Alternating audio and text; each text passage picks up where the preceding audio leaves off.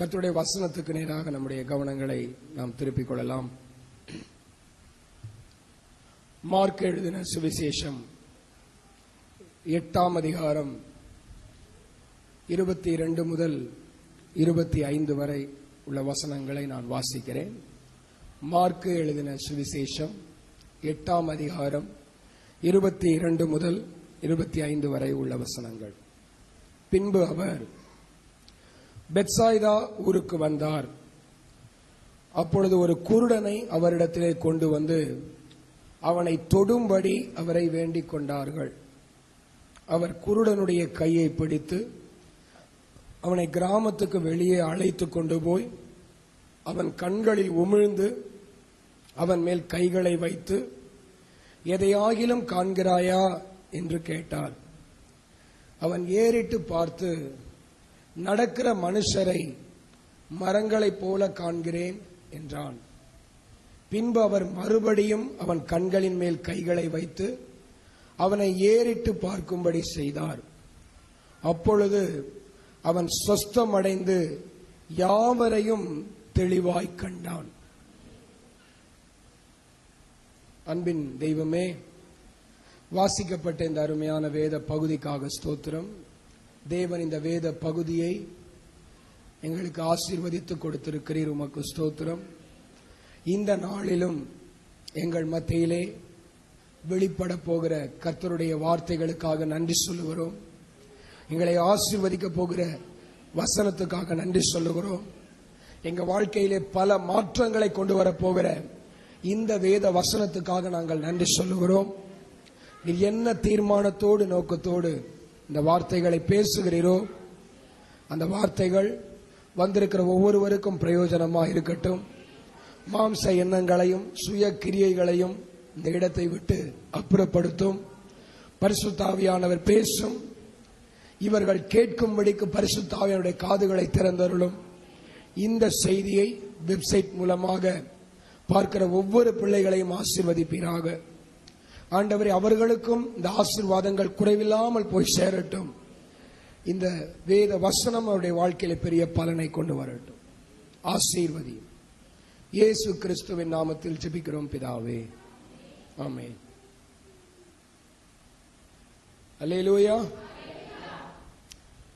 ஆண்டவராகிய இயேசு கிறிஸ்து தாம் ஊழியம் செய்த நாட்களிலே பெத்சாய்தா என்று சொல்லுகிற ஒரு பட்டணத்துக்கு வந்தார். அவர் அந்த பெத்சாய்தா என்னும் ஊருக்கு வந்த பொழுது அந்த ஊரிலே இருந்த ஒரு குருடனை சுகமாக்கும்படியாக அவரை வேண்டிக் கொண்டார்கள். தேவனிடத்திலே அவனை கொண்டு வந்து, தேவனே, இந்த குருடனை நீர் சுகப்படுத்தும் என்று சொல்லி கேட்டுக்கொண்டார்கள். ஆண்டவர் பல விதங்களிலே வேதத்திலே அற்புதம் செய்திருக்கிறார். ஆண்டவருடைய வார்த்தை அநேகரை சுகமாக்கி இருக்கிறது, அநேகரை சொஸ்தப்படுத்தி இருக்கிறது, அநேகரை உயிரோடு எழுப்பி இருக்கிறது. ஆண்டவருடைய வல்லமை அதே போல அநேக இடங்களிலே சுகத்தை கொடுத்திருக்கிறது.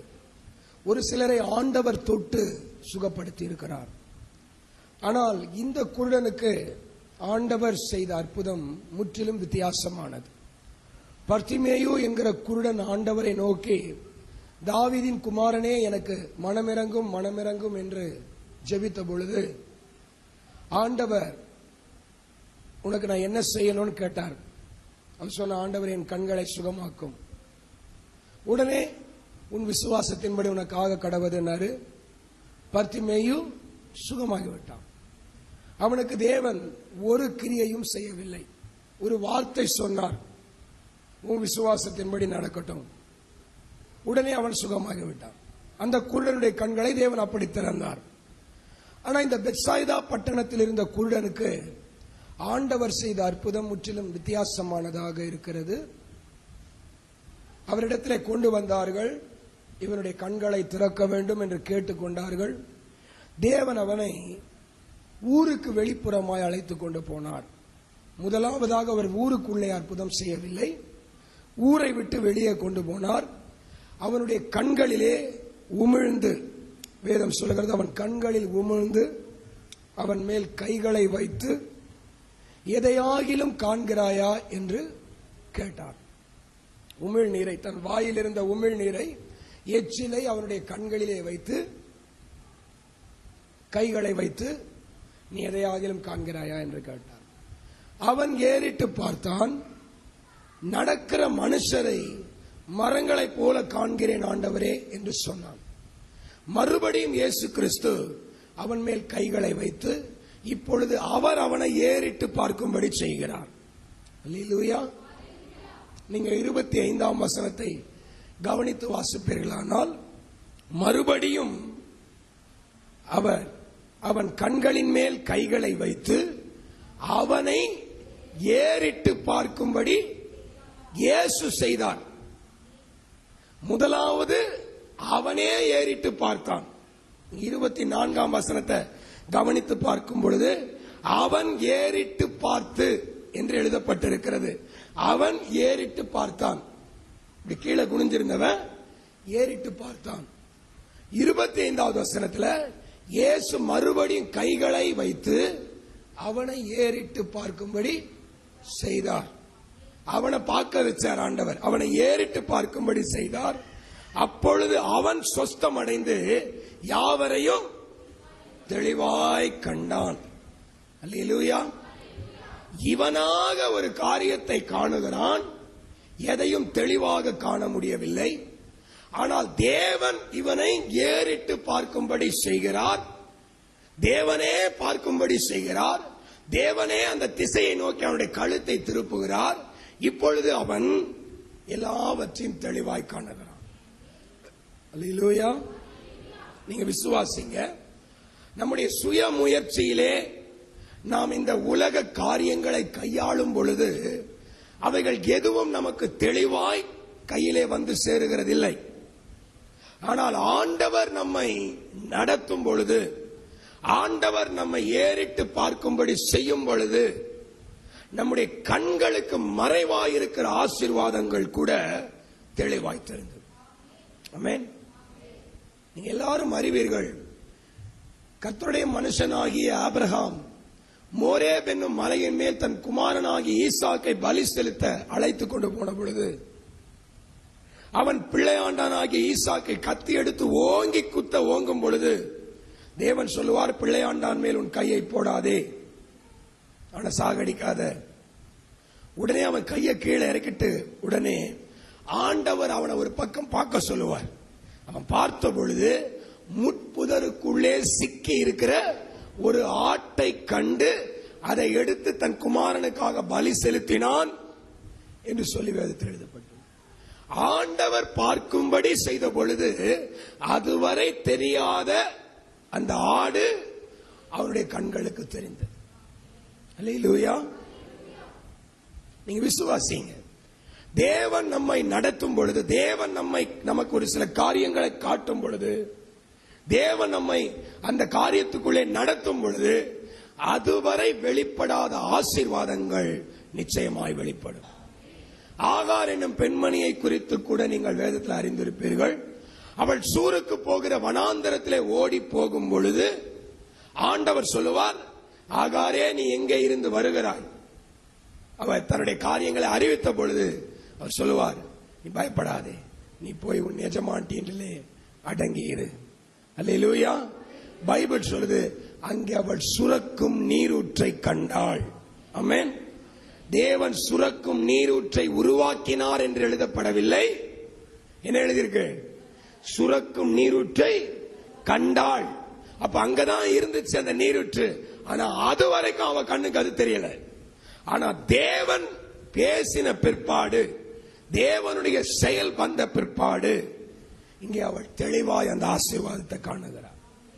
கர்த்தர் எப்பொழுது நம்முடைய வாழ்க்கையில பேசுகிறாரோ அப்பொழுதே நம்முடைய வாழ்க்கையில மறைந்திருக்கிற ஆசீர்வாதங்கள் வெளிச்சத்துக்கு வந்துவிடும். எத்தனை பேர் விசுவாசிக்கிறீங்க?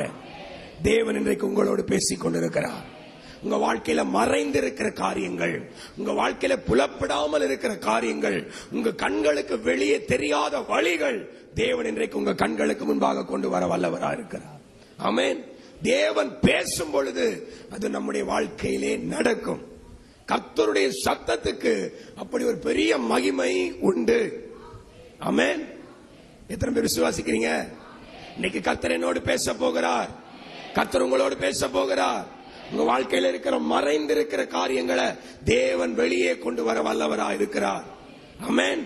பூமியின் கடையாந்தரங்களே இருந்தாலும் கர்த்தர் என்னோடு பேசுவாரானால் எனக்கு மறைந்திருக்கிற நீரூற்று என் கண்களுக்கு முன்பாக வெளிப்படும். எனக்கு மறைந்திருக்கிற ஆசீர்வாதம் என் கண்களுக்கு முன்பாக வெளிப்படும். எனக்கு மறைந்திருக்கிற நன்மையை தேவன் என் கண்களுக்கு முன்பாக வெளியே கொண்டு வருவார். கர்த்தர் பேசும் பொழுது நடக்கும். கர்த்தர் பேசும் பொழுது நடக்கும். நீங்க விசுவாசிக்கணும். அதுதான். ஆமென். ஆசீர்வாதத்தை காட்டுங்க, ஆசீர்வாதத்தை காட்டுங்க ஜெபிக்க கூடாது. கர்த்தாவே நீர் என்னோடு பேசும் ஆண்டவரே ஜெபிக்கணும். தேவன் பேசினால் வழி கிடைக்கும். ஆமென். எவ்வளவு பெரிய யுத்த காலத்தில் என்றாலும் தேவன் பேசினால் வழி கிடைக்கும். தேவன் பேசினால் மாற்று வழி உண்டாகும். தேவன் பேசினால் இல்லாதவைகளை இருக்கிறவைகளாய் உருவாக்கி கொடுப்பார். ஆமென். அந்த இடத்துல ஒண்ணுமே இல்லைனா கூட தேவன் பேசும் பொழுது உருவாக்குகிற தேவனா இருக்கிறார். அல்லேலூயா, அல்லேலூயா. அவர் பேசுகிற ஒரே வார்த்தையிலே நமக்கு ஆறுதலும் கிடைக்கும், ஆசீர்வாதமும் கிடைக்கும். நீங்க காற்றையும் காண மாட்டீங்க, மழையும் காண மாட்டீங்க, ஆனாலும் உங்க வாய்க்கால்கள் தண்ணீரால் நிரப்பப்படும் சொன்னாரு. அவங்கள ஆறுதல் படுத்தினாரு. மறுநாளே வாய்க்கால தண்ணீரால் நிரப்பி ஆசீர்வாதத்தை கொடுத்தார். ஆமென். நம்ம அதுதான் விசுவாசி. ஆண்டவரே நீர் பேசும், நீர் பேசும். தேவன் பேசினால் நன்மைகள் புலப்படும். இன்றைக்கும் கர்த்தர் நம்மோடு பேசுவாரா? ஆண்டவர் உமிழ்ந்து கைகளை வைத்து நீ எதையாகிலும் காண்கிறாயா என்று கேட்ட பொழுது சொன்னான், ஆண்டவரே நடக்கிற மனுஷரை மரங்களாக காண்கிறேன், மரங்களாக காண்கிறேன். எத்தனையோ முறை இந்த வேத பகுதியை வாசித்திருக்கிறேன். ஆனால் நேற்றைய தினத்திலே வாசிக்கும் பொழுது என்னோடு கூட ஆண்டவர் இந்த வார்த்தையின் மூலமாய் பேசினார். அவன் குருடன் இல்லையா? அவன் குருடன். பைபிள் அப்படிதான் எழுதியிருக்கு. அவன் பாதி கண்ணு தெரிஞ்சவன், ஒத்த கண்ண பொட்ட கண்ண இப்படி எல்லாம் எதுவும் எழுதல. அவன் முற்றிலும் சொல்லுங்க குருடன். குருடன் கண்ணுக்கு முதல்ல என்ன தெரியுது? முதல்ல என்ன தெரியுது அப்படின்னா, அவன் சொல்றான், நான் மனுஷரை தான் பார்க்கிறேன், ஆனா மனுஷரை என்னவா பார்க்கிறேன்? மரங்களாக பார்க்கிறேன். அல்லேலூயா. நான் விசுவாசித்து பார்த்தேன். இதை இப்படி இன்னைக்கு எடுத்துக்கொள்கிறேன். ஆண்டவரால் கண் திறக்கப்பட்டவன் எதை கண்டான்? ஆண்டவரால் அற்புதத்தை பெற்றுக் கொண்டவன் எதை கண்டான்? தேவன் ஒருவனுடைய கண்ணை திறக்கும் பொழுது அவன் என்னத்தை காண்பான் என்று சொன்னால், மனுஷனை மரமாக காண்கிறான். அல்லேலூயா. நம்மெல்லாம் இன்னைக்கு மரம். பக்கத்தில் இருக்கிறவங்கள பார்த்து சொல்லுங்க, நீங்க மரம். நீங்க என்னடா பாஸ்டர் மரம் மாதிரி இருக்காத அப்படின்னு தானே சொல்லுவாங்க. பாஸ்டர் மரம்ல சொல்றாரு, நான் சொல்லலைங்க. ஆண்டவரால கண் திறக்கப்பட்டவன் சொல்றான், மனுஷரை நான் என்னவா பார்க்கிறேன்? மரமா பார்க்கிறேன். நடக்கிற மனுஷரை மரங்களாக காண்கிறேன். பரிசுத்த வேதாகமத்தின் அடிப்படையில் நீங்க வாசித்து பார்த்தீங்கன்னா, நிறைய மனிதர்களை குறித்து ஆண்டவர் பேசும் பொழுதும் கூட மரத்துக்கு ஒப்பிட்டு பேசி இருக்கிறார். மரத்துக்கு ஒப்பிட்டு பேசி இருக்கிறார். கர்த்தருடைய மனுஷன் ஆகிய யோவான் ஸ்நானகன் சொன்னான், இப்பொழுதே கோடாரியானது மரங்களின் வேர் அருகே. அப்ப மனுஷன் என்னன்னு சொன்னா சொல்லுங்க, மனுஷன் என்னன்னு சொன்னா மரம். கோடாரி வேர் பக்கத்துல மரத்தை வச்சிருக்கு. நல்ல கனி கோடாத மரம் எல்லாம் வெட்டுண்டு அக்கினியில போடப்படும். அல்லேலூயா. தேவனுடைய நாமத்துக்கு மகிமை. சங்கீதங்களின் புத்தகம் 1ஆம் சங்கீதம் 1 முதல் 3 வரை உள்ள வசனங்களை வாசித்து பாருங்க. நீங்க மனப்பாடமா சொல்லுவீங்க, ஆண்டவருக்கு ஸ்தோத்திரம். ஆனா அதுல ஒரு வார்த்தையை நான் சொல்றேன். 3வது வசனம், அவன் நீர்க்கால்களின் ஓரமாய் நடப்பட்டு தன் காலத்தில் தன் கனியை தந்து இலை உதிராதிருக்கிற மரத்தை போல அவன் எவன் மனுஷன் எந்த மாதிரி இருப்பானா? சொல்லுங்க, மரத்தை போல இருப்பானோ. அல்லேலூயா. நான் சொல்லல, ஆண்டவர் சொல்லி இருக்கிறார். மனுஷன் எதை போல இருப்பான்? மரத்தை போல இருப்பான். அல்லேலூயா. நம்மள புறாவுக்கு அடையாளமா சொன்னா, நம்மள அதுக்கு அடையாளமா சொன்னா, இதுக்கு அடையாளமா சொன்னா ரொம்ப சந்தோஷப்படுவோம். நான் விசுவாசிக்கிறேன். நேற்று மாலையில கர்த்தர் என்னோட பேசினார். ஆண்டவரே, நீர் என்னை மரமாய் வைத்திருக்கிறதுக்காக உமக்கு நன்றி ஆண்டவரேன்னு கர்த்தரை ஸ்தோத்திரம் பண்ண. அல்லேலூயா. பைபிள் சொல்லுது, அவன் மரத்தை போலவே இருப்பான். நீங்க எப்படி இருக்க போறீங்க? இன்னைக்கு ஆண்டவர் இந்த நாட்களை உங்களை எப்படி நடத்த போகிறார்? மரத்தை போல நடத்த போகிறார். அல்லேலூயா.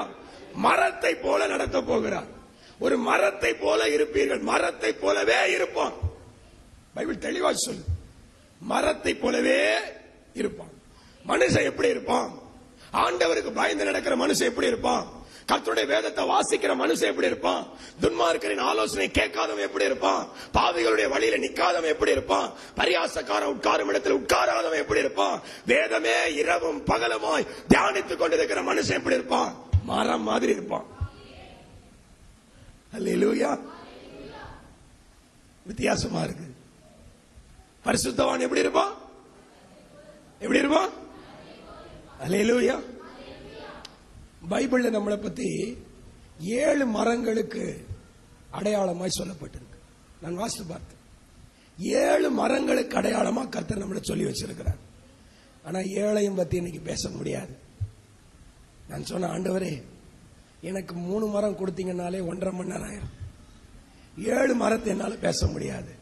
தயவு செய்து எனக்கு ஒரே ஒரு மரத்தை காட்டுங்க. அல்லேலூயா. ஒரு மரம். மரம்னா நீங்க அவ்வளவு சீப்பா நினைக்காதீங்க. நீங்க ரொம்ப சீப்பா நினைக்கிறீங்க. மரம்னா என்னத்துக்கு நினைக்கிறீங்க? No no no. பைபிள் பிரகாரம் மரம் ஒரு ஆசை. தேவன் தான் படைத்த, தன்னை போல சிருஷ்டித்த, தன்னை போல உருவாக்கின, தன்னுடைய சுவாசத்தையே நமக்கு கொடுத்து ஜீவனுள்ள ஆத்துமாவாய் மாற்றி நம்முடைய துதியிலே மகிமைப்படுகிற அந்த தெய்வம் நம்மை எதற்கு ஒப்பிட்டு பார்க்கிறார் என்று சொன்னால், மரத்துக்கு ஒப்பிட்டு பார்க்கிறார். தேவனே நம்மை மரத்துக்கு ஒப்பிட்டு பார்க்கிறார் என்று சொன்னால், மரம் விசேஷமானது. ஆமென். அல்லேலூயா. தேவனுடைய நாமம் மகிமைப்படுவதால். அதுதான் கர்த்தருடைய தாசனாகிய யோபு சொன்னா, மனுஷன் மேல ஒரு நம்பிக்கை இல்லை, ஆனா மரத்து மேல ஒரு நம்பிக்கையாவது இருக்கும். அல்லேலூயா. எந்த மனுஷனை நம்ப முடியாது. மனுஷன் மேல நம்பிக்கையே இல்லை, ஆனா மரத்தை குறித்தாவது ஒரு நம்பிக்கை உண்டு. வாசிங்க, யோபுவின் சரித்திரம் 14ஆம் அதிகாரம் 7வது வசனம். நான் வாசிக்கிறேன். யோபுவின் சரித்திரம் 14ஆம் அதிகாரம் 7வது வசனம்.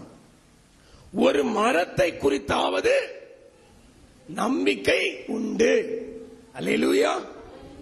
அப்ப மனுஷனை பத்தி நம்பிக்கையே இல்லைன்னு அர்த்தம். இன்னைக்கு ஆண்டவர் நம்மள மனுஷன் சொல்லாம மரம்னு சொன்னதுக்காக ஸ்தோத்திரம். ஒரு மரத்தை குறித்தாவது என்ன உண்டா? சொல்லுங்க, நம்பிக்கை உண்டு. என்ன நம்பிக்கை? அது வெட்டி போடப்பட்டாலும் திரும்ப தழைக்கும். ஆமென். அத வெட்டி போட்டா கூட என்ன ஆகும்? அப்ப நீ மரம்னா, கர்த்தர் உன்னை வெட்டி போட்டாலும் இல்ல சத்துருனை வெட்டி போட்டாலும் என்ன நடக்கும்? நீ திரும்ப தழைப்பாய். அல்லேலூயா. நான் வெட்டப்பட்டாலும் மறுபடியும் தழைப்பேன். அது வெட்டி போடப்பட்டாலும் திரும்ப தழைக்கும். அது வெட்டி போடப்பட்டாலும் அதன் கிளைகள் துளிர்க்கும். அதன் வேர் தரையிலே பழையதாகி அதன் அடிக்கட்டை மண்ணிலே செத்தாலும், வேர் செத்து போனா கூட தண்ணீரின் வாசனையினால் அது துளிர்த்து இளமரம் போல கிளை. ஆமென். எவ்வளவு அழகா எழுதிருக்கு பாருங்க.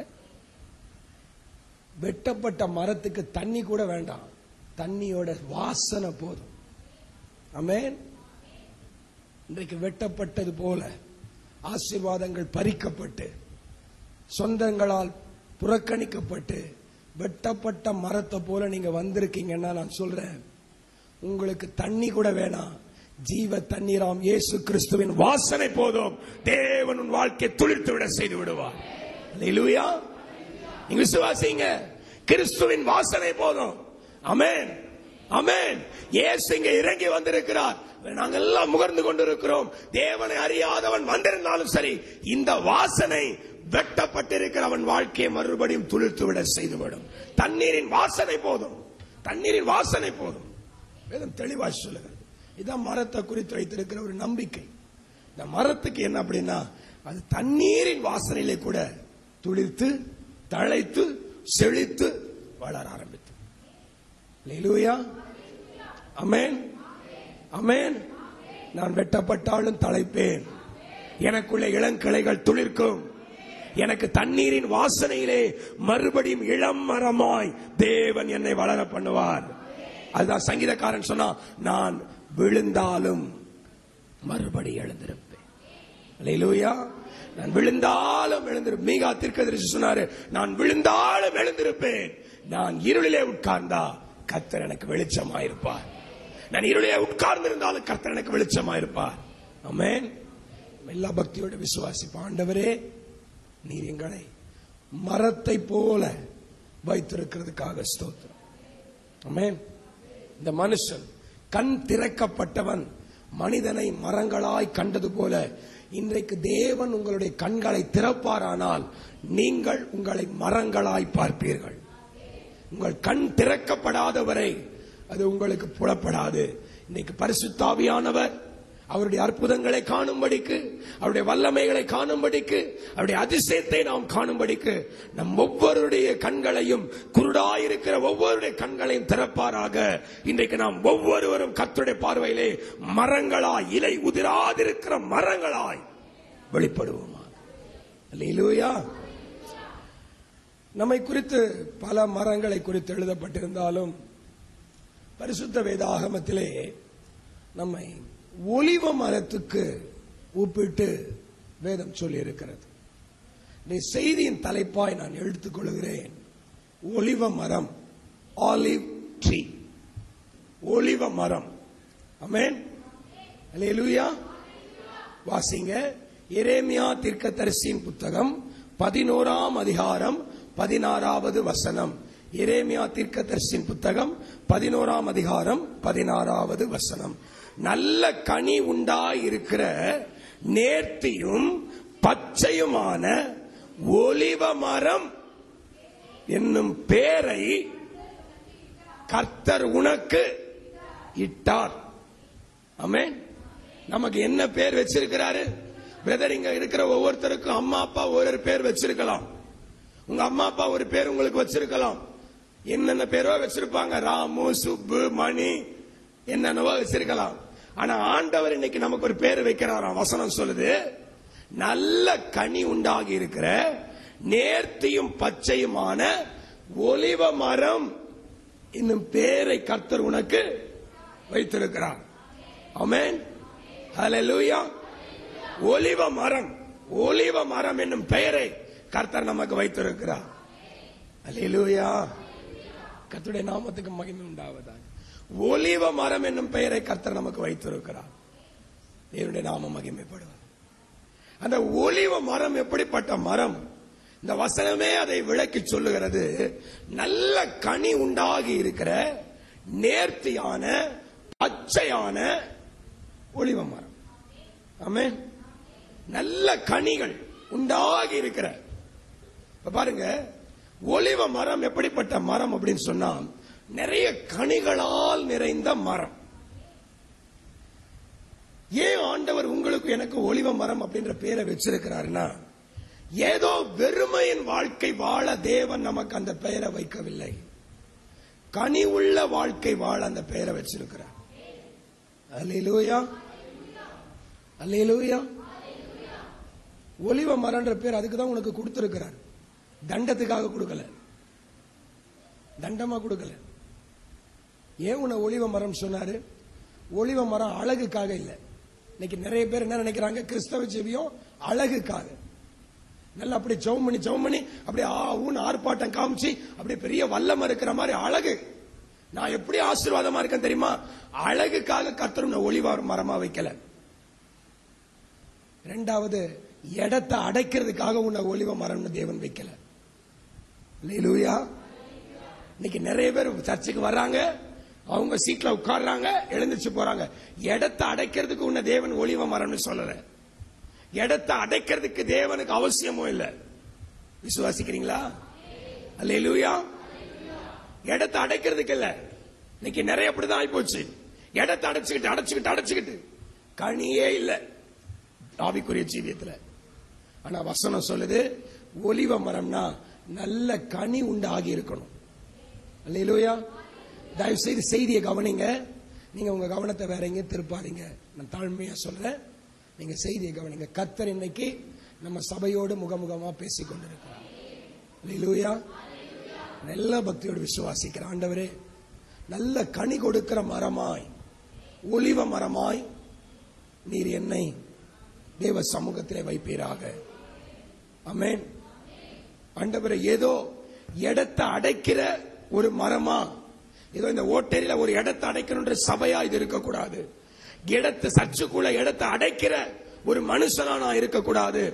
அழகுக்காக இருக்கிறவனாகவும் நான் இருக்கக்கூடாது. இன்னொரு விதமா சொல்றேன், மற்றவங்களுக்கு நிழல் கொடுக்கிறதுக்காக தேவன் உன்னை வைக்கல. மற்றவங்களுக்கு நிழல் கொடுக்க நிறைய பேர் நினைச்சுக்கிறாங்க, கிறிஸ்தவ ஜீவியம் எதுக்கு? மற்றவங்களுக்கு பிரயோஜனமா, அவங்களுக்கு கொடுக்கறதுக்காக, அவங்களுக்கு செய்யறதுக்காக, அப்படியே தன் கையில இருக்குன்னு கொடுத்து தன்னை பெரிய ஆள் மாதிரி காமிச்சுப்பாங்க. அதுக்காக தேவன் வைக்கல. நீ கனி கொடுக்கணும்னு வச்சிருக்கிறார். ஆமென். அல்லேலூயா. கனி கொடுக்கணும்னு வச்சிருக்கிறாரு. ஏன் உனக்கு ஒலிவ மரம் பேர் வச்சாரு? நீ கனி கொடுக்கணும். நீ கனி கொடுக்கணும். கனி கொடுக்கணும். தேவனுடைய நாம மகிமைப்படுவதாக. இன்னைக்கு எல்லா பக்தியோடு நான் சொல்றேன், ஆண்டவரே, எங்க கிறிஸ்தவ வாழ்க்கையில நாங்க ஒவ்வொருவரும் கனி கொடுக்கிற பிள்ளைகளாய், நல்ல கனி உண்டாகி இருக்கிற ஒலிவ மரமாய் உங்கள் ஒவ்வொருவரையும் நீர் மாற்றுவீரா. அல்லேலூயா. தேவனுடைய நாம மகிமைப்படுவதாக. கனி கொடுக்கணும். நம்ம ஒவ்வொருவரும் கனி கொடுக்கணும். ரட்சிக்கப்பட்டு பல வருஷங்களாகி கனி கொடுக்காத மரம். நீங்க கனி கொடுக்கறத ரொம்ப சாதாரணமா நினைக்கிறீங்க. பைபிள்ல கனி கொடுக்காத மரம் எல்லாம் என்ன செய்யப்படும்? நீங்க எடுத்து வாசித்து பாருங்க.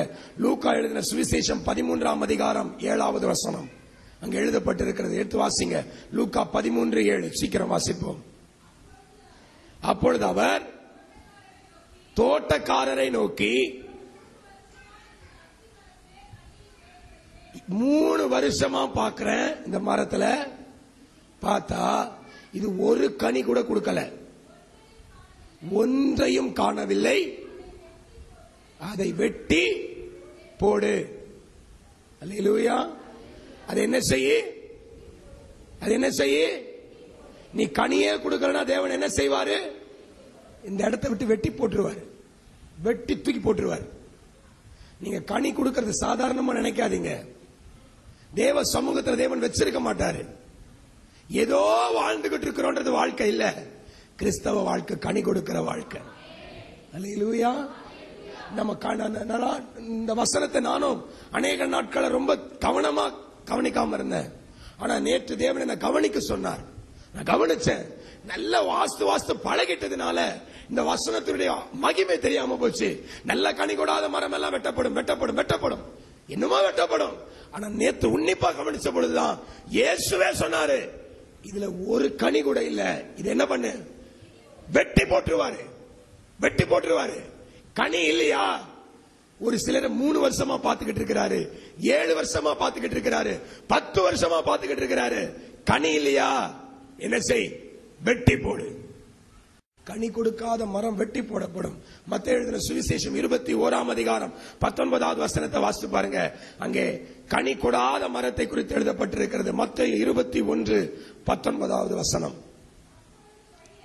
அப்பொழுது வழி அருகே அவர் அத்தி மரத்தை கண்டு அதனிடத்திற்கு போய் அதிலே இலைகளை அன்றி வேறு ஒன்றையும் காணாமல், இனி ஒரு காலம் உன்னிடத்தில் கனி உண்டாகாதிருக்க கடவது என்றார். உடனே அத்திமரம் கனி கொடுக்காத மரத்தை கர்த்தர் சபிச்சிடுவாருங்க, சபிச்சிடுவாரு. இன்னைக்கு சபிக்கிறதுக்கு வெளியே இருக்கிற சத்துரு தேவையில்லை, வெளியே இருக்கிற எதிரி தேவையில்லை. நீங்க சொல்றீங்க அந்த ஆள் என்ன ஒரே சபிச்சுட்டான் பாஸ்டர், இந்த மனுஷன் என்ன சபிச்சுட்டான். நீ கனி கொடுக்கலன்னா கர்த்தரே சபிக்கிறாரு. வசனம் சொல்லுது, நான் சொல்லல. அவர் அந்த மரத்துக்கிட்ட வந்தாரு, இலையெல்லாம் இருக்கு, நல்ல அழகா இருக்கு இலைகள். அல்லேலூயா. மரத்துல ஒரு குறையும் இல்லை, நல்ல வளர்ந்திருக்கு மரம், நல்ல ஹைட்டா வளர்ந்திருக்கு, நல்ல நிறைய இலைகள் இருக்கு, வேரெல்லாம் கரெக்டா இருக்கு, எல்லாம் கரெக்டா இருக்கு, வேர் கரெக்டா போகுது, நல்ல எவ்வளவு ஹைட் வளரணுமோ அவ்வளவு ஹைட் வளர்ந்திருக்கு, எவ்வளவு இலை இருக்கணுமோ அவ்வளவு இலை இருக்கு, என்ன செழிப்பா இருக்கணுமோ அந்த செழிப்போட இருக்கு, எல்லாம் ஓகே. அந்த மரத்துல என்ன இல்ல? நீங்க சொல்லுவீங்க வேர் எனக்குள்ள கரெக்டா இருக்கு, இயேசுவை நான் ஆழமா வேறா பிடிச்சிருக்கிறேன், ஓகே. செழிப்பா இருக்கிறேன், ஓகே. நான் இப்படி இருக்கிறேன், சரியா வளர்ந்திருக்கிறேன், ஓகே. என்ன இல்லைன்னா சபிச்சிடுவாரு, கனி இல்லைன்னா சபிச்சிடுவார். அல்லேலூயா. எனக்கு ரொம்ப இந்த வசனத்தை வாசித்த பொழுது பயம் வந்தது. கனியை குறிச்சுதான் அப்பொழுது நான் இன்னும் அக்கறை கொண்டேன், அறிந்து கொண்டேன் சொல்லல, அக்கறை கொண்டேன். ஆண்டவரே, ஒரு ஆவிக்குரிய ஜீவியத்திலே கிறிஸ்தவ வாழ்க்கையிலே கனி கொடுக்கிறது எத்தனை அவசியமான ஒன்று, எத்தனை அவசியமான ஒன்று. இதை குறித்து ஆண்டவர் இன்றைக்கு ஒரு செய்தியை நீர் எங்களோடு பேசுகிறதுக்காக கர்த்தாவே உமக்கு ஸ்தோத்திரம். ஒருவேளை கனி இல்லாதவனாய் நல்ல வேர் விட்டு நல்ல வளர்ந்து நல்ல செழிப்பாயிருந்து நல்ல இலைகள் உள்ளவனாய் நான் இருந்தாலும் நீ சபிக்கிறதற்கு ஏற்றவனாய் நான் இருப்பேன். ஆனால் கனி கொடுக்கிறவனாய் இருந்தா தேவன் சபிக்க மாட்டார். அல்லேலூயா. மத்தேயு எழுதின சுவிசேஷம் 3ஆம் அதிகாரம் 10வது வசனத்தை வாசித்து பாருங்க. அங்க எழுதப்பட்டிருக்கிறது, நல்ல கனி கொடாது இருக்கிற மரம் எல்லாம் வெட்டுண்டு. நரகத்துக்கு போறவங்க லிஸ்ட்ல இன்னும் ஒருத்தரை தேவன் சேர்த்திருக்கிறார். விபச்சாரக்காரன் தான் நரகத்துக்கு போவான், பொய்யன் நரகத்துக்கு போவான், திருடன் நரகத்துக்கு போவான், அக்கினிக்கு போவான். கனி கொடுக்காதவன் எங்க தான் போவான் சொல்லுங்க? பைபிள் அப்படிதான் எழுதியிருக்கு. நல்ல கனி கொடாம, கனியே கொடாம இருக்கிற மரத்தை தேவன் என்ன செய்வாரா? தூக்கி வெட்டி போடுவார், சபிப்பார், அக்கினிக்கு இரையாக்குவார். இன்னைக்கு விசுவாசிப்ப, ஆண்டவரே நல்ல கனி கொடுக்கிற ஒலிவ மரமாய் நீர் என்னை மாற்றும் ஆண்டவரே. அல்லேலூயா. நல்ல கனி கொடுக்கிற மரமாய் நீர் என்னை மாற்றும். கனிகள்னா என்ன கனிகள்? கலாத்தியர் புஸ்தகம் 5ஆம் அதிகாரம் 22ஆம் வசனத்தை நீங்க எடுத்து வீட்டில் போய் வாசித்துக் கொள்ளுங்க. அங்கே எழுதப்பட்டிருக்கிறது, ஆவியின் கனியோ அன்பு, சந்தோஷம், சமாதானம், நீடிய பொறுமை, தயவு, நல்ல குணம், விசுவாசம், சாந்தம், இச்சை அடக்கம். கனிகளை குறித்து எழுதப்பட்டிருக்கிறது. எத்தனை பேருக்கு தெரியும் இந்த வசனம்? கர்த்தருக்கு ஸ்தோத்திரம். வசனம் தெரிஞ்சு வச்சிருக்கிறீங்க, நல்லது. ஆனா அந்த வசனம் உங்களுக்குள்ள கனிகளா வெளிப்படுதா? இன்னைக்கு விசுவாசிங்க. ஆமென். அல்லேலூயா. நல்ல கனி உண்டாகி இருக்கிற ஒலிவ மரம் என்னும் பெயரை கர்த்தர் எனக்கு கொடுத்தார் என்று சந்தோஷப்படுகிற நான் இன்னொரு காரியத்தை விசுவாசிக்கணும். அந்த கனி என்னிடத்தில் உண்டா? அந்த கனி கொடுக்கிற மரமாய் நான் இருக்கிறேனா? அந்த ஒலிவ மரமாய் நான் இருக்கிறேனா என்று என்னை நானே நிதானித்து பார்க்க வேண்டியது அவசியமா இருக்கிறது. அல்லேலூயா. விசுவாசிக்கிற ஆண்டவரே, இந்த 9 கனிகளும் கொடுக்கிற ஒரு நல்ல மரமாய் நீர் எங்களை உருவாக்க வேண்டுமாய் ஜெபிக்க. அல்லேலூயா. நான் தேவ சமூகத்தில் கண்ணீரோடு ஜெபித்தேன். ஆண்டவரே, எனக்குள்ளே 9 வகையான ஆவிக்குரிய வரங்கள் கிரியை செய்கிறதோ இல்லையோ. வரங்கள் கிரியை செய்யலன்னா கர்த்தர் சபிச்சார் நீங்க எழுதி இல்லங்க. வரமே வெளிப்படல, அதனால இவனை சபிச்சேன், இவன் அந்நிய பாஷையே பேசல, அதனால இவன் பரலோகத்துக்கே வரமாட்டான், அப்படிலாம் பைபிள் எழுதி இல்ல. ஆனா கனி கொடுக்கலனா கர்த்தர் சபிச்சிடுவாரு, கனி கொடுக்கலனா கர்த்தர் வெட்டிடுவாரு, கனி கொடுக்கலனா நாம அக்கினிக்கரை ஆயிடுவோம். கனி கொடுக்கிற ஜீவியம் தான் மேலான ஜீவியம். அல்லேலூயா. நான் நேற்று ஜெபிச்ச, ஆண்டவரே, நான் வரங்கள் கிரியை செய்த நல்ல ஊழியக்காரனாய் இருக்கிறேனோ இல்லையோ, நல்ல கனி கொடுக்கிற ஊழியக்காரனாய் நீர் என்னை மாற்றும் ஆண்டவரே. நீர் என்னை மாற்ற வேண்டும் ஆண்டவரே. இன்னைக்கு என்னை மாற்ற வேண்டும். அல்லேலூயா. நல்ல கனி கொடுக்கிற மரமாய் நீர் என்னை மாற்ற வேண்டும். மரத்தை குறித்து யோசித்த பொழுது இன்னொரு காரியத்தை தியானித்தேன். மரம் கனி கொடுக்கிறது உண்மைதான். என்றைக்காவது அந்த மரத்தின் கனியை மரமே புசித்திருக்கிறதா? சொல்லுங்க. மரம் மாம்பழம் மாமரம் இருக்குன்னு வச்சுக்கோங்க. மாமரம் மாம்பழம் கொடுக்குது. அந்த மாம்பழம் அந்த மரமே சாப்பிடுறதுக்காகவா மாம்பழம் கொடுக்குது? யாருக்கு? மற்றவர்களுக்கு. அப்ப நீங்க கனி எதுக்கு கொடுக்கணும்? எதுக்கு கொடுக்கணும்? மற்றவங்களுக்கு. கனி உங்களுக்கு இல்ல. இன்னைக்கு நிறைய பேரு எனக்குள்ள ஆவிக்குரிய கனிகள் 9 இருக்கிறது. அன்பு. இவனே இவன் அன்பு வச்சுப்பான். இவனே இவன் குடும்பத்து மேல அன்பு வச்சுப்பான். சந்தோஷம். இவங்க குடும்பத்திலோட சந்தோஷமா இருப்பாங்க. குடும்பத்தோட ஜாலியா போவாங்க. வெளியே வருவாங்க. குடும்பத்தோட சந்தோஷம். சமாதானம். குடும்பம் சமாதானமா இருக்கும். வெளியே இருக்கிற எல்லாவங்களையும் சண்டை. ஒருத்தங்கிட்ட கூட விட்டு வைக்கிறது இல்ல. எல்லாரையும் சண்டை. ஆனா வீட்டுக்குள்ள எப்படி? ஆமா, குடும்பமே பிளான் பண்ணி அடுத்தவனை எப்படி கெடுக்கலான்னு பிளான் பண்ண. இது என்ன? இந்த மரம் யாருக்கு கனி கொடுக்குது? அதுவே பறிச்சு பறிச்சு சாப்பிடுறதுக்கா? எந்த மரமும் தான் அனுபவிக்கிறதுக்காக கனி கொடுக்கிறது இல்ல. அப்ப கர்த்தர் 9 கனிகளை எழுதியிருக்கிறார்னா, இந்த 9 கனிகளும் தனக்காக, மரத்துக்காக இல்ல, மற்றவர்களுக்காக. அல்லேலூயா. அப்ப அன்பு என்னும் கனி யாருக்கு? மற்றவனுக்கு. சந்தோஷம் என்னும் கனி யாருக்கு? மற்றவனுக்கு. சமாதானம் என்னும் கனி யாருக்கு? மற்றவனுக்கு. நீடிய பொறுமை. இவரே இவருக்குள்ள கூலா இருப்பார். அடுத்தவங்க கையில பேசினா அல்சேஷன் கட்டுச்சு, அப்படி கத்துவார், நாய் மாதிரி. ஆனா உள்ள ஆண்டவரே என்ன ஒரு ஐயா, நீடிய பொறுமை மற்றவர்களுக்கு. ஆமென். இன்னைக்கு விசுவாசிங்க, கனிகள் நமக்காக அல்ல, அல்லேலூயா, மற்றவர்களுக்காக. இந்த கனிகளை நான் கொடுக்க வேண்டியது மற்றவர்களுக்காக. ஆமென். இன்றைக்கு தேவன் மற்றவர்களுக்கு கனி கொடுக்கிற நல்ல மரமாய் தேவன் நம்மை வளர்ப்பார். அதுக்காக தான் தேவன் சொன்னார், ஒலிவ மரம் என்னும் பெயரை கர்த்தர் உனக்கு வைத்திருக்கிறார். விசுவாசிக்கிறீங்களா? நீங்க கனி கொடுக்கிறதுக்காக தான் உங்களை மரமா வச்சிருக்கிறாரு.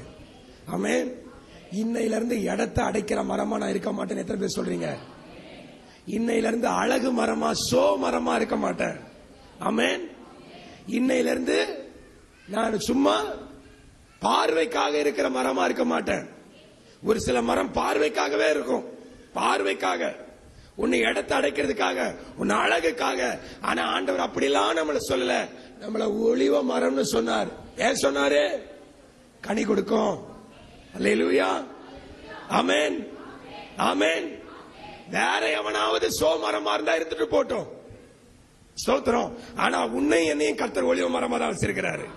அல்லேலூயா. தோட்டம் சொன்னா பலவிதமான மரங்கள் இருக்கும். கர்த்தருடைய சபை ஒரு தோட்டம். விசுவாசிக்கிறார். இந்த தோட்டத்துல பூ பூக்கிற மரம் உண்டு, காய் காய்க்கிற கனி கொடுக்கிற மரம் உண்டு, முள்ளு உண்டு, எல்லாம் உண்டு. எல்லாம் இருக்கட்டும், ஸ்தோத்திரம். ஆனா என்னையும் உன்னை எப்படி வச்சிருக்கிறார் ஆண்டவர்? ஒலிவ மரமா வச்சிருக்கிறாரு. அல்லேலூயா. நான் ஷோ மரம் இல்ல, நான் இடத்தை அடைக்கிற மரமும் இல்ல, நான் உதவி செய்யற மரமும் இல்ல, கனி கொடுக்கிற மரம். அல்லேலூயா. கனி கொடுக்கிற மரம். நல்ல கனி எனக்குள்ளே உண்டாக்கி கர்த்தர் தருவார். தேவனுடைய நாமத்துக்கு மகிமை உண்டாவது.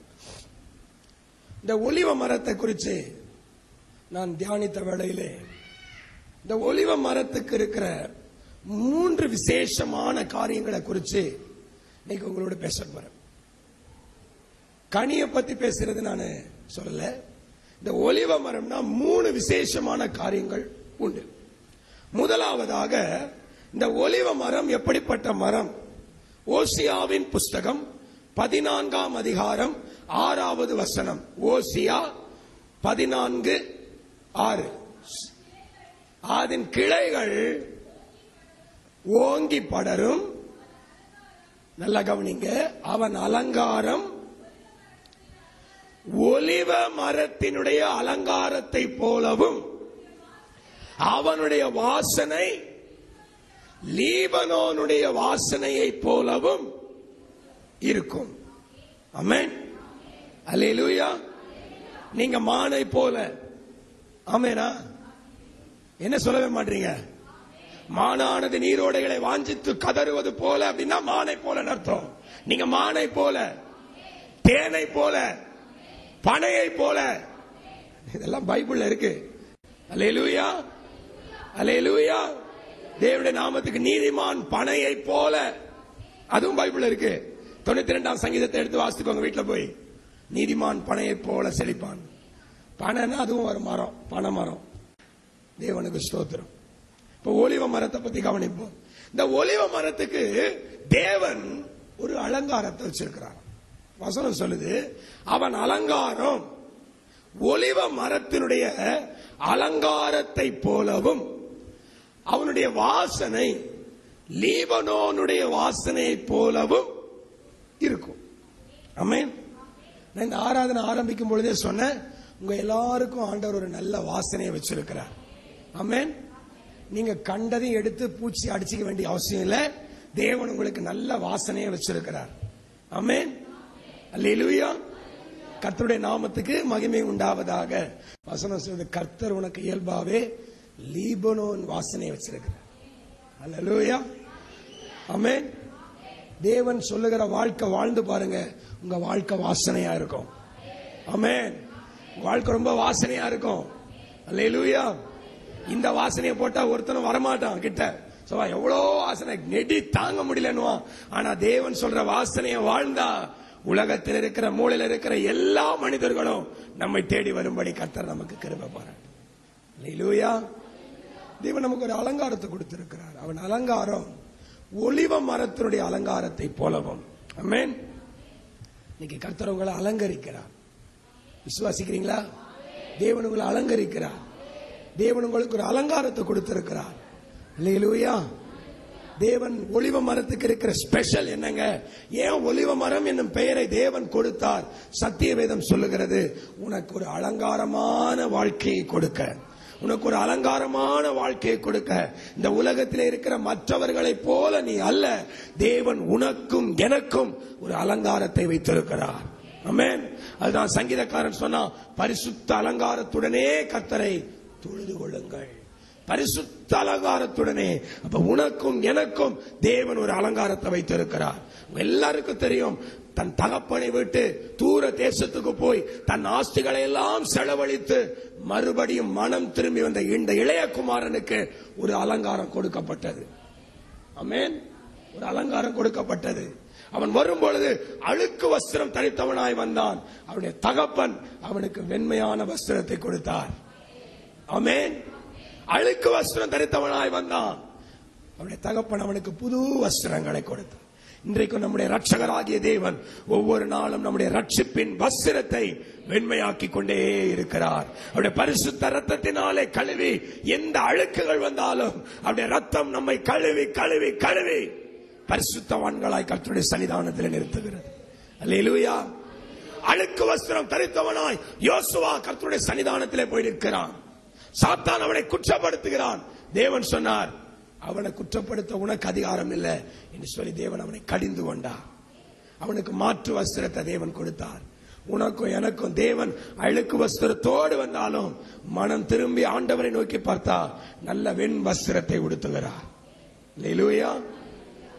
அவனுடைய கைகளுக்கு மோதிரம் அணிவிக்கப்பட்டது. அவனுடைய பாதங்களுக்கு பாதரட்சைகள் அணிவிக்கப்பட்டது. அவனுக்கு ஒரு அலங்காரத்தை அவனுடைய தகப்பன் கொடுத்தது உண்மையானால், நம்முடைய தகப்பனும் நம்முடைய வாழ்க்கையிலே நமக்கு ஒரு நல்ல அலங்காரத்தை தர வல்லவராயிருக்கிறார். ஆமென். அல்லேலூயா. விசுவாசிக்கிறீங்களா? உங்க வாழ்க்கை அலங்காரமான வாழ்க்கையாய் மாறும். ஆமென். அலங்காரமான வாழ்க்கையாய் மாறும். அலங்கோலமாய் இருக்கிறவருடைய வாழ்க்கையை ஆண்டவராகிய இயேசு கிறிஸ்து இன்றைக்கு அலங்காரமாய் மாற்ற போகிறார். எப்படி ஒரு ஒலிவ மரத்துக்கு ஒரு அலங்காரம் இருக்கோ அதே மாதிரி வாழ்க்கையிலையும் இன்னையிலிருந்து ஒரு அலங்காரம் இருக்கும். ஆமென். ஒரு அலங்காரத்தை கர்த்தர் கொடுப்பேன்னு சொல்றார். அல்லேலூயா. இரண்டாவதாக வாசிங்க, ஏன் தேவன் நமக்கு ஒலிவ மரம் என்னும் பெயரை கொடுத்தார்? ஆதியாகம புஸ்தகம் 8ஆம் அதிகாரம் 11வது வசனம். சீக்கிரம் வாசிங்க.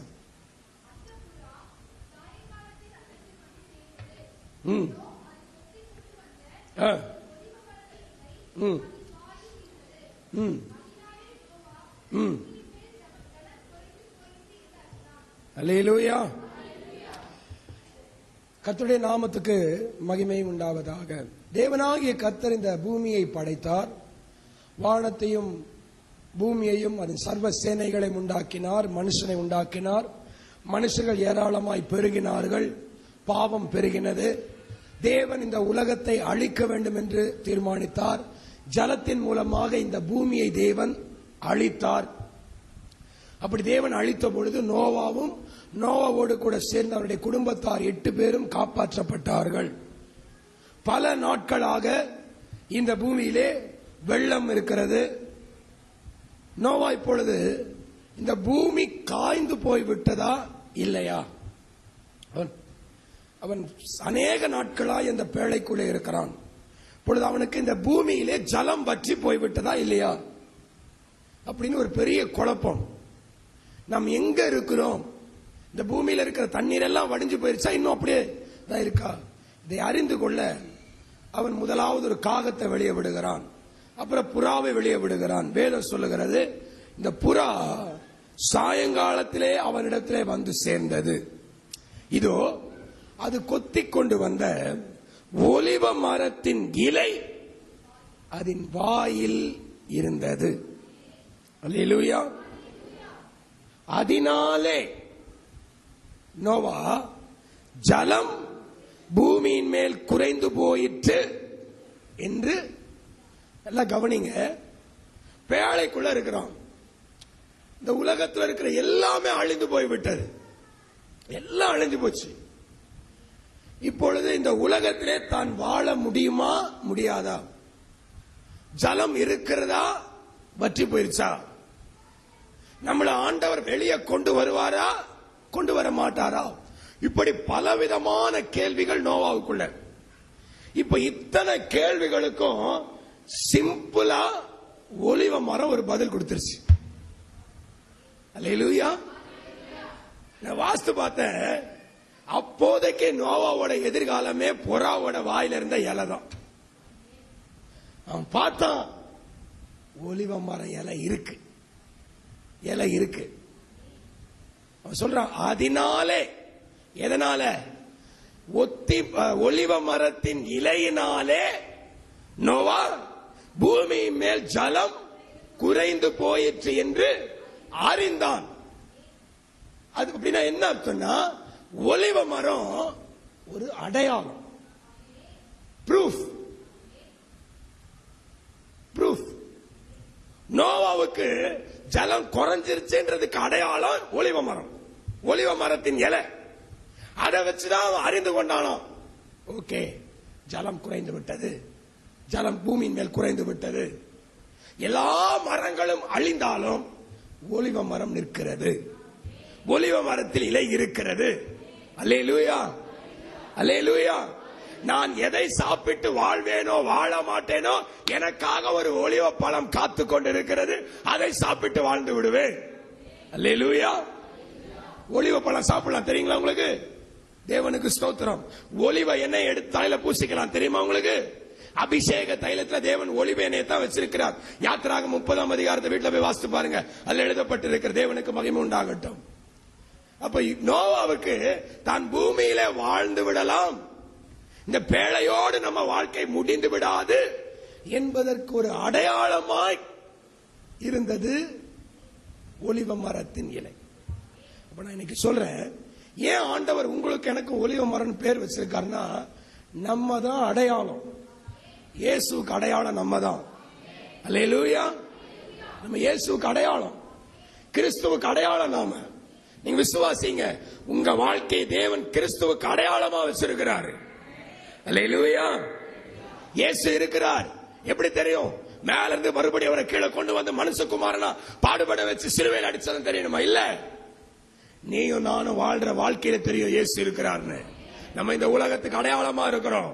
அதனாலதான் வசனம் சொல்லுது, உனக்கு தேவன் ஒலிவ மரம் என்னும் பெயரை கொடுத்திருக்கிறார். அல்லேலூயா. அப்போஸ்தலர் நடபடிகள் புத்தகம் 1ஆம் அதிகாரம் 5ஆம் வசனத்தை எடுத்து வாசித்து பார்த்தீங்கன்னா அங்க எழுதப்பட்டிருக்கிறது 1:8, பரிசுத்த ஆவியினிடத்திலே வரும்பொழுது நீ பலனடைந்து எருசலேமிலே, யூதேயாவிலே, சமாரியாவிலே, பூமியின் கடைசி பரியந்தமும் எனக்கு அடையாளமா இருப்பையா? ஏன் உனக்கு பரிசுத்தாவின் அபிஷேகத்தை தேவன் கொடுத்தார்? வரங்களையும் காரியங்களையும் நம்ம நடத்துவதற்காக, நிறைய சபையை கட்டுவதற்காக இல்ல, நிறைய சபை கட்டணுன்றதுக்காக இல்ல, நிறைய ஊழியக்காரங்களை தாங்கணுன்றதுக்காக உன்னை தேவன் அபிஷேகம் பண்ணல. இன்னைக்கு நிறைய அப்படிதான் நினைச்சுக்கிறாங்க. ஏன் தேவன் நம்மளை அழைச்சார்? நிறைய பாஸ்டர்களை, ஊழியக்காரங்களை நம்ம தாங்க, அதுக்காக அழைக்கல. நீ சாட்சியா வாழணுன்றதுக்காக கர்த்தர் அழைத்திருக்கிறார். அல்லேலூயா, அல்லேலூயா. சாட்சியா வாழ்றதுக்காக அழைச்சிருக்கிறார். என்னையும் தேவன் அதுக்கு தான் அழைச்சிருக்கிறார். தேவனுடைய நாமத்துக்கு மகிமை உண்டாவதா. பெரிய காரியங்களை செய்யறதுக்காக இல்ல. வசனம் சொல்லுது, சாட்சியாய் வாழ்வீர்கள். பரிசுத்த ஆவியினிடத்தில் வரும்பொழுது சாட்சியா வாழ்வீர்கள். நீங்க தேவனுக்கு சாட்சியாக, தேவனுக்கு அடையாளமாக இருப்பீர்கள். அல்லேலூயா. தேவனுக்கு அடையாளமா இருப்பீங்க. இயேசு இந்த உலகத்தில் இருக்கிறார். இயேசு தம் ஜனங்கள் மத்தியில் அசைவாடி கொண்டிருக்கிறார். இயேசு தம் ஜனங்கள் மத்தியில் உலாவிக் கொண்டிருக்கிறார். அற்புதங்களை செய்து கொண்டிருக்கிறார். இயேசு இன்னும் பரிசுத்தமாகத்தான் இருக்கிறார். இயேசு பாவமாய் மாறவில்லை. உன் மூலமாகவும் என் மூலமாகவும் இயேசு பாவமாய் மாறவில்லை. இயேசு பரிசுத்தமாய் தான் இருக்கிறார் என்பதற்கு நீயும் நானும் தான் அடையாளம். நீயும் நானும் தான் அடையாளம். அல்லேலூயா. நீங்க தான் அடையாளம். இயேசு இருக்கிறார், நீங்க தான் அடையாளம். இயேசு இருக்கிறார், நீதான் அடையாளம். நீ விசுவாசி. உன்னை காண்கிறவர்கள் உன்னில் கிறிஸ்துவை காண வேண்டும். ஆமென்.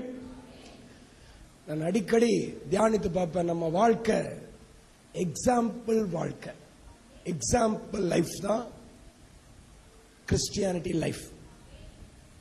சும்மா ஆர்ப்பரிக்கிறது, ஓடுறது, குதிக்கிறது இதெல்லாம் இல்லை. கிறிஸ்தவ வாழ்க்கை மாதிரியான வாழ்க்கை, அடையாளம். நம்ம ஒரு அடையாளமா இருக்கிற வாழ்க்கை. ஆமென். அல்லேலூயா. பரிசுத்தவான்கள் ஒவ்வொருத்தரையும் கவனிச்சு பாருங்க. அவங்க வாழ்க்கையில தங்களுடைய அடையாளத்தை பதிய வச்சுட்டு போயிருக்காங்க. தானியேல் ஒரு அடையாளத்தை பதிய வச்சுட்டு போனாரு. ஆபிரகாம் ஒரு அடையாளத்தை பதிய வச்சுட்டு போனாரு. ஈசாக்கு ஒரு அடையாளத்தை பதிய வச்சுட்டு போனாரு. யாக்கோபு ஒரு அடையாளத்தை பதிய வச்சுட்டு போனாரு. இன்னைக்கு உன் வாழ்க்கை, என் வாழ்க்கை ஒரு அடையாளமா இருக்கிறது. ஆமென். ஆண்டவரே, இந்த உலகத்திலே நான் வாழும் பொழுது ஒரு அடையாளத்தை பதிய வைப்பேன் ஆண்டவரே. ஒரு அடையாளத்தை உண்டாக்குவேன் ஆண்டவரே. அல்லேலூயா. உன் குடும்பம் தழைக்கும் என்பதற்கு நீதான் அடையாளம். ஆமென். நீங்க தான் அடையாளம். அதனால்தான் 128ஆம் சங்கீதத்தில் ஆண்டவர் சொன்னாரு, உன் மனைவி கனித்தரும் திராட்சை செடி. மனைவி கூட மறைஞ்சிருவா, ஆனா பிள்ளைங்களுக்கு பிள்ளைங்க, பிள்ளைங்களுக்கு பிள்ளைங்க, பிள்ளைங்களுக்கு பிள்ளைங்க மறையவே மாட்டாங்க. எப்படியாவது ஒரு சந்ததி வந்துகிட்டே இருக்கும். அந்த சந்ததியை திராட்சை செடிக்கு ஒப்பிட்டு சொல்லல, ஒலிவ மர கன்றுக்கு ஒப்பிட்டு சொன்னாரு. ஏன்னா ஒலிவ மர கன்று அழியவே அழியாது, அழியவே அழியாது. அது அடையாளமா இருக்கும். ஆமென். அல்லேலூயா. வசனம் சொல்லுது, நீதிமானுடைய சந்ததி நிலைத்திருக்கும். ஆமென். நீதிமானுடைய வேர் அசையாது. அல்லேலூயா. நீதிமானுடைய வேர் கனி கொடுக்கும். செம்மையானவனின் வம்சம் ஆசீர்வதிக்கப்படும். அல்லேலூயா. நீ விசுவாசி. தேவன் ஏன் ஒலிவ மரம் பேர் வச்சிருக்கிறார்? சும்மா வைக்கல. நாம இந்த பூமியில இருக்கிற வரைக்கும் நாம இல்லைனாலும் நம்ம பிள்ளைங்க நமக்கு அடையாளமா இருப்பாங்க. அவங்க பிள்ளைங்க அதுக்கு அடையாளமா இருப்பாங்க. அவங்க பிள்ளைங்க அதுக்கு அடையாளமா இருப்பாங்க. நீயும் நானும் ஒலிவ மரம் தான் என்பதற்கு நம்முடைய சந்ததி அடையாளமா இருக்கும். அதனாலதான் தேவன் பிள்ளைகளை குறித்து எழுதும் பொழுது எழுதினார், உன் பிள்ளைகள் இந்த பந்தியை சுற்றிலும் ஒலிவ மரக்கன்றுகளை போல. ஆமென். வசனம் ஒவ்வொன்றுத்துக்கும் ஆழமான அர்த்தம் உண்டு. ஒலிவ மரக்கன்று ஏன் ஆண்டவர் சொன்னார்னா, அது அழியவே அழியாது. நீங்க விசுவாசத்தை பாருங்க. எவ்வளவு உயரமான மலைகளோ அந்த மலைகளுக்கு மேலாக 15 முழ உயரத்துக்கு ஜலம் வந்தது. இந்த பூமியில் இருக்கிற எல்லாம் அழிந்தது, ஒலிவ மரம் அழியவில்லை. அது அடையாளமாக இருந்தது. அல்லேலூயா, ஆமென், அல்லேலூயா. நான் இளைஞனா இருந்தேன், முதிர் வயதுள்ளவனா நானேன். ஆனால் நீதிமானுடைய குடும்பம் ஒரு அப்பத்துக்காக இறைந்து திரிகிறதை கண்டதே இல்லை. ஏன் என்று சொன்னால் நீதிமானை கர்த்தர் ஆசீர்வாதத்துக்கு அடையாளமாய் வைத்திருக்கிறார். ஆமென். அடையாளம், நம்முடைய வாழ்க்கை ஒரு அடையாளம். விசுவாசிங்க. நான் சொல்லுவேன், அப்போஸ்தலனாகிய பவுல் கொரிந்தியருக்கு எழுதின நிருபம் நிருபம் நிருபம்னு நீங்க வேதத்துல புதிய ஏற்பாடுல வாசித்திருப்பீங்க. நிருபம், நீயும் நானும் தான் நிருபமா மாறணும். நிருபம்னா வெறும் எழுத்து இல்ல, யார பத்திலாம் எழுதினாங்களோ அதெல்லாம் நிருபமா மாறுச்சு. எதை பத்திலாம் எழுதினாங்களோ அதெல்லாம் நிருபமா பைபிளா மாறுச்சு. நாளைய சந்ததி உன்னையும் என்னையும் பத்தி எழுதினா அதுவும் பரிசுத்தவான்கள் வாழ்க்கைக்கு பிரயோஜனமான வல்லமையான வார்த்தைகளாய் மாறும். ஆமென். நம்ம கேட்கணும், ஆண்டவரே என் வாழ்க்கையை நிருபமா எழுதுங்க ஆண்டவரே, என் வாழ்க்கையை நிருபமா எழுதுங்க ஆண்டவரே. அல்லேலூயா. தேவனுடைய நாமத்தினால நான் சொல்றேன், நம்முடைய வாழ்க்கையெல்லாம் நிருபங்களாய் எழுதப்பட வேண்டிய வாழ்க்கை. அதான் பவுல் தீமோத்தேயுவுக்கு சொன்னாரு, தீமோத்தேயு நீ உன் பால வயதின் இளமையை குறித்து ஒருத்தனும் உன் அசட்டை பண்ணாதபடிக்கு. 1 தீமோத்தேயு புஸ்தகம் 4ஆம் அதிகாரம் 12ஆம் வசனம். சீக்கிரம் வாசிங்க. உன் இளமையை குறித்து ஒருத்தனும் உன் அசட்டை பண்ணாதபடிக்கு நீ எதுல? வார்த்தையிலும் நடக்கையிலும் அன்பிலும் ஆவியிலும் விசுவாசத்திலும் கற்பிலும். யாருக்குமா? என்னவாயிருமா? எக்ஸாம்பிள், அடையாளமாயிருமா, அடையாளமாயிருமா தங்கச்சி, அடையாளமாயிரு சகோதரா. எதுலெல்லாம் அடையாளமா இருக்கணும்? தேவன் இங்க நமக்கு எழுதி கொடுத்திருக்கிறார். விசுவாசத்துல, வார்த்தையில, அன்புல, கற்புல. விசுவாசிகளுக்கு ஒரு எக்ஸாம்பிளா நாம இருக்கணும். ஆமென். நமக்கு பின்னாடி வர்றவங்களுக்கு உதாரணமா நாம இருக்கணும். நம்மளை பார்த்து புதுசா வந்தவன் கெட்டுற கூடாது, நம்மளை பார்த்து அவன் விசுவாசத்துல முன்னேறணும். அல்லேலூயா, அல்லேலூயா. ஆண்டவரே எங்களை மரமாய் கண்டு, ஆண்டவரே மரத்தை குறித்து நீர் வைத்திருக்கிற வசனங்களுக்காக நன்றி சொல்லுகிறோம். என் தேவனாகிய கர்த்தர் ஒவ்வொருவரையும் ஒலிவ மரமாய் எடுத்து பயன்படுத்துவீராக. ஆண்டவரே ஸ்தோத்திரம் அப்பா. அலங்காரமான வாழ்க்கையை தாரும் அப்பா, அடையாளமான வாழ்க்கையை தாரும், ஐக்கியமுள்ள வாழ்க்கையை தாரும். ஆண்டவரே நாங்கள் எங்கள் ஐக்கியத்திற்கு உண்மை உள்ளவர்களாக இருக்கும்படி தேவன் எங்களை ஆசீர்வதிப்பீராக. ஆண்டவரே இந்த விசுவாசிகள் இந்த சபைக்கு உண்மை உள்ளவர்களாக இருக்கும்படி, இந்த ஐக்கியத்தில் உண்மை உள்ளவர்களாக இருக்கும்படி தேவன் இவர்களுக்கு கிருபை தருவீரா. ஐக்கியத்தில் உண்மையா இருக்கட்டும். ஐக்கியத்தில் தேவன் ஒலிவ மரமாய் இவர்களை வைத்து பயன்படுத்தி ஆசீர்வதியும். தேவ கிருபைகளை கொடுத்து நடத்தும். ஐக்கியத்திலே கிருபை இருக்கிறது, ஐக்கியத்திலே கிருபை இருக்கிறது, ஐக்கியத்திலே கிருபை இருக்கிறது. தகுதி இல்லாதவனுக்கு கிடைக்கிற விலையேற பெற்ற நன்மைகள் ஐக்கியத்திலே கிடைக்கிறது.